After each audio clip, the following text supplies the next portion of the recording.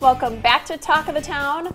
We're going to talk antiquing as it's becoming more and more popular thanks to shows like Flea Market Flip and American Pickers. We've got Carol Knight here who's going to talk to us a little bit more about antiquing. She's the owner of Maple Bluff Antique Mall. So welcome. Well, thank you.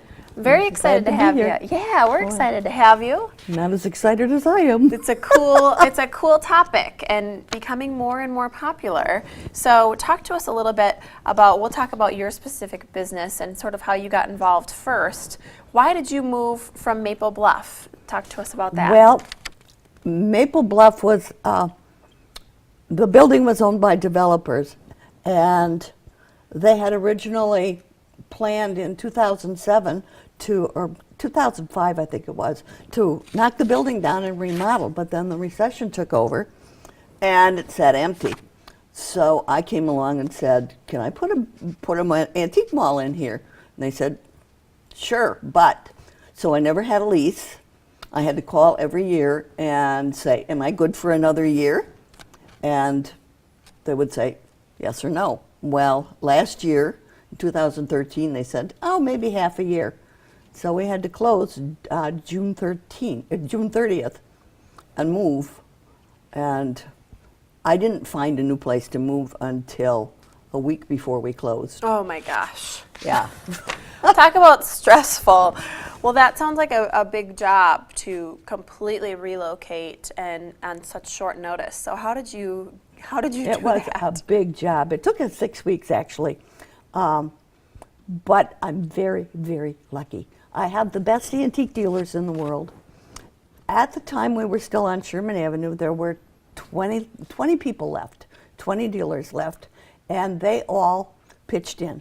Oh, nice. The only thing that we had moved professionally were the glass cases. Otherwise, my dealers packed up all their stuff. They packed up all my stuff. They packed up all the store stuff.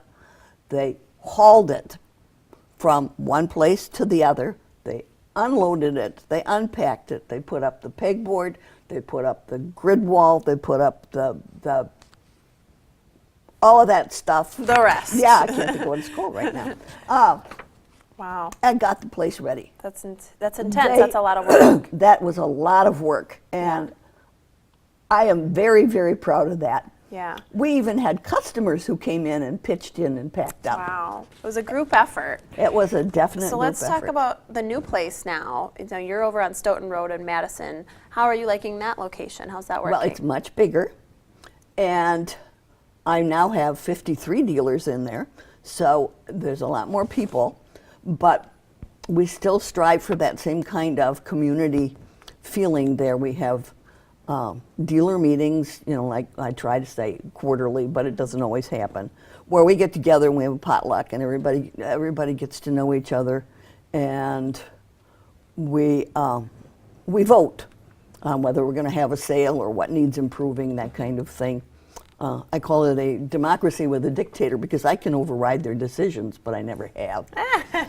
It's a group effort, right? But the business has more than doubled. We're like 2.5 times what we were doing over on Sherman Avenue. So it turned out to be a good thing for you. It did. Now let's talk a little bit about trends. What kinds of things are popular right now in antiquing? And, you know, I hear that a lot.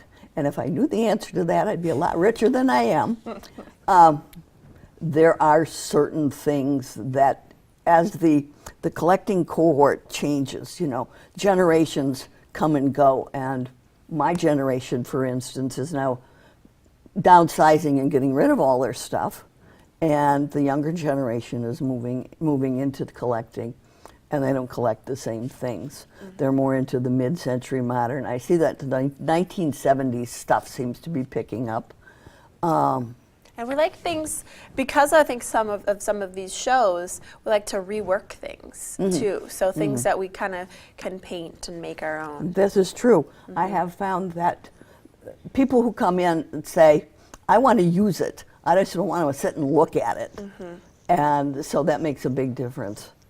So they're getting into the rustic stuff as well because they don't feel so bad about slapping a coat of paint on it. Yeah. And people think of antiques as expensive. Is this expensive merchandise? No. Okay. No, nowhere. In fact, you can buy an antique or collectible. Most of the stuff in our store is actually collectible rather than truly antique. But you can buy a 50-year-old dresser for much less than you can go buy a particle board dresser brand new. Yeah. That's something, and you get the quality. Yeah, and you get the quality, Yeah. and this stuff you know is going to last because it's already lasted 50 years. Absolutely. Well, Carol, it's been a pleasure talking to you. I wish we had more time to chat, but I have a feeling you're going to get a visit from me very soon over there on Stoughton Road, Maple Bluff Antique Mall. Go check it out. Miss Carol Knight, thank you for joining us. Thank you. Thanks to our guests, and thank you for watching. That's it for Talk of the Town. Please join us next time.